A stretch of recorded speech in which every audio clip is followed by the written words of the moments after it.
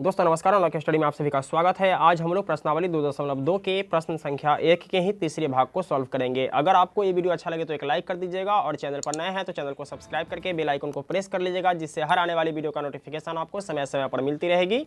तो आइए वीडियो शुरू करते हैं।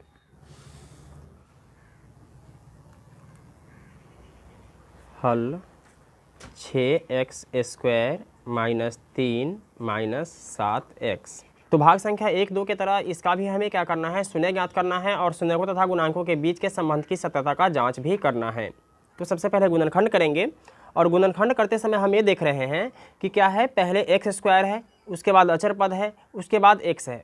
जबकि हम जानते हैं कि द्विघात बहुपद का जो व्यापक रूप होता है वो क्या होता है, वो होता है ax² + bx + c।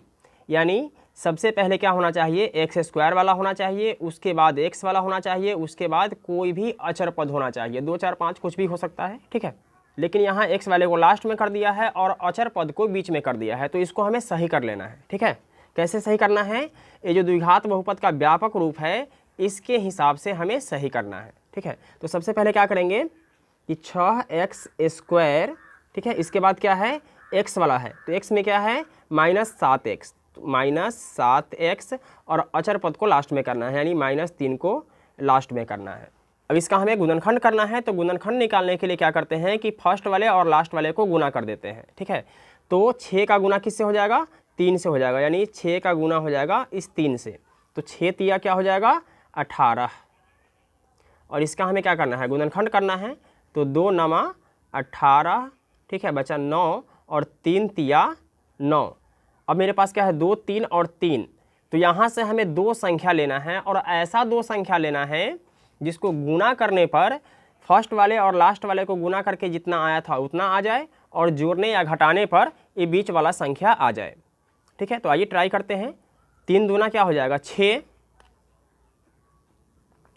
और मेरे पास यहाँ 3 बचता है, ठीक है, तो 3, तो 6 तिया क्या हो जाएगा 18 तो हो जाता है, लेकिन 6 और 3 को जब हम जोड़ते हैं तो क्या होता है, 6 और 3 9 होता है, 7 नहीं आ रहा है। अगर हम घटाते हैं तो 6 में से 3 जाएगा तो क्या बचेगा, 3 बचता है, यानी 7 नहीं बचता है। तब ऐसी कंडीशन में हम क्या करेंगे, इस वाले संख्या को मिलाकर देखेंगे। 3 तिया क्या हो जाएगा 9, तो लिखेंगे 9, ठीक है, और 2 से गुना करेंगे तो 9 दूना क्या हो जाएगा 18, ठीक है। और 9 में से जब हम 2 को घटाते हैं 2 को, तो क्या बचता है 7 बच जाता है। लेकिन यहाँ हमारे पास माइनस का 7 है, तब क्या करेंगे -9 कर देंगे और +2 कर देंगे, तो क्या बचेगा -7 बच जाएगा, ठीक है। तो पहले है जैसे वैसे ही लिख लेंगे 6x² और लास्ट वाले को जैसे है वैसे ही लिख लेंगे -3 और -7x को क्या करेंगे -9x और +2x के रूप में लिखेंगे। तो -9x और +2x। अब मेरे पास कितने पद हो गया, 1, 2, 3, 4 पद, 2 पद को अलग कर लेंगे, 2 पद को अलग कर लेंगे। अब यहाँ हमें कॉमन लेना है, तो आइए कॉमन लेते हैं।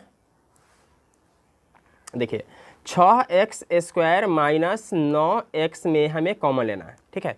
6 है तो इसको हम लिख सकते हैं 2 × 3, यानी 2 तिया 6 और x पर पावर 2 है, यानी इसका मतलब ये है कि x 2 बार है, तो हम लिखेंगे x × x, ठीक है। -9x है तो -3 × 3 तिया 9 और x है तो x लिख लेंगे, ठीक है।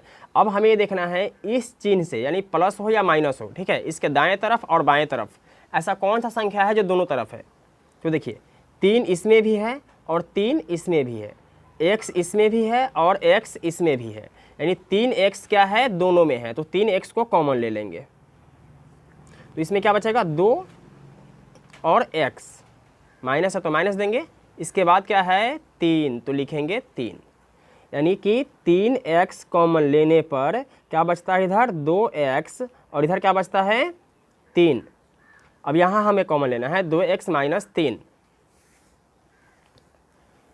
तो 2x - 3 में से हमें कॉमन लेना है, तो इसको लिखेंगे 2 × x और 3 को हम लिख सकते हैं 3 × 1, यानी 3 एकम 3, ठीक है। लेकिन इसके बाद भी यहाँ कोई भी संख्या कॉमन लेने वाला नहीं है, यानी कि दोनों पक्ष में ऐसा कोई भी संख्या नहीं है जो मिल रहा है। तब ऐसी कंडीशन में हम क्या करते हैं कि 1 कॉमन ले लेते हैं। क्या कॉमन लेते हैं 1।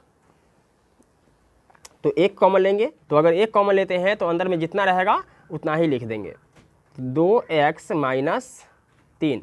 अब बाहर वाले को एक साथ कर लेंगे, 3x प्लस 1 और 2x माइनस 3। चूँकि अब हमें इसका शून्यक निकालना है इसलिए सब में शून्य लगा देंगे, ठीक है। इसमें भी शून्य लगा देंगे, इसमें भी शून्य शून्य और शून्य। अब इसको दो पक्ष में कर लेंगे, ठीक है। इधर वाले को अलग कर लेंगे, 3x प्लस 1 बराबर 0 और 2x माइनस 3 बराबर 0। तो 3x प्लस 1 जब बराबर के बाद आएगा तो क्या हो जाएगा, माइनस का 1 हो जाएगा, और 2x माइनस 3 है जब बराबर के इस तरफ आएगा तो क्या हो जाएगा, प्लस का 3 हो जाएगा, ठीक है। इसलिए x बराबर माइनस 1/3 और यहाँ हो जाएगा x बराबर 3/2। फाइनल मेरे पास दो मूल है, माइनस 1/3 और 3/2। इसको हम अल्फ़ा मान लेंगे, क्या मानेंगे, इस सबको अल्फ़ा मान लेंगे और इसको मान लेंगे बीटा। इतना ही पर हमारा सवाल क्लियर नहीं होता है, अब हमें इसका जांच भी करना है। तो आइए जांच कर लेते हैं।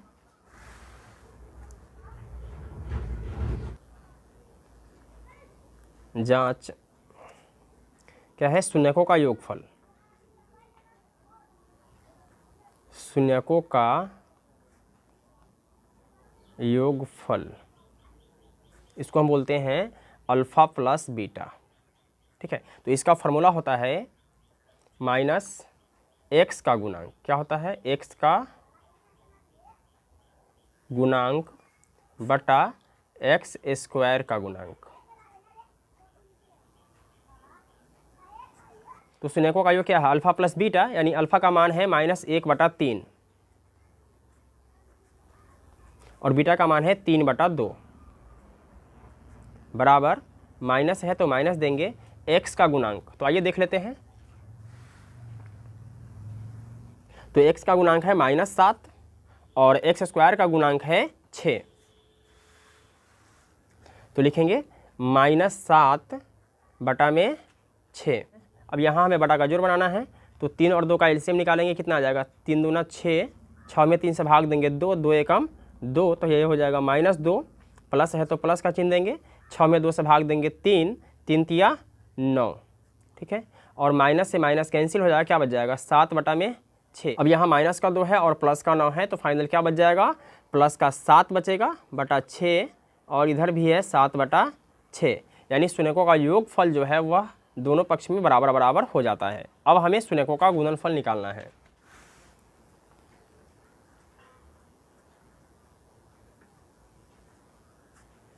शून्यकों का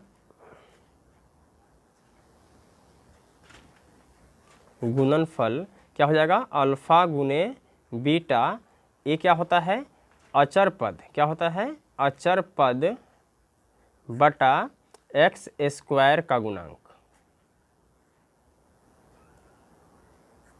तो अल्फ़ा और बीटा को गुना करना है, तो अल्फ़ा का मान था -1/3, ठीक है, गुने बीटा का मान क्या था, 3/2, ठीक है, बराबर अचर पद। आइए देख लेते हैं कितना है। तो अचर पद है -3, ठीक है, और x स्क्वायर का गुणांक है 6। तो अचर पद है -3 और x स्क्वायर का गुणांक कितना है, 6। इसको गुना करेंगे, पहले काट देते हैं, ठीक है। तो क्या बचता है, -1/2 और यहाँ काटेंगे 3 एकम 3, 3 दूनी 6, तो इधर भी बच जाता है -1/2। यानी कि शून्यकों का योगफल और शून्यकों का गुणनफल दोनों पक्ष में क्या हो जाता है, बराबर बराबर हो जाता है। इसका मतलब ये है कि ये जो मूल था, एक मूल -1/3 और दूसरा मूल 3/2, ये बिल्कुल सही था। तो दोस्तों मैं उम्मीद करता हूँ कि आपको ये वीडियो समझ में आ गया होगा। अगर इससे पहले का वीडियो आप लोगों ने नहीं देखा है तो अनलॉक स्टडी के प्लेलिस्ट में जाकर आप इससे पहले का सारा वीडियो देख सकते हैं। फिर मिलते हैं एक और वीडियो में, तब तक के लिए जय हिंद।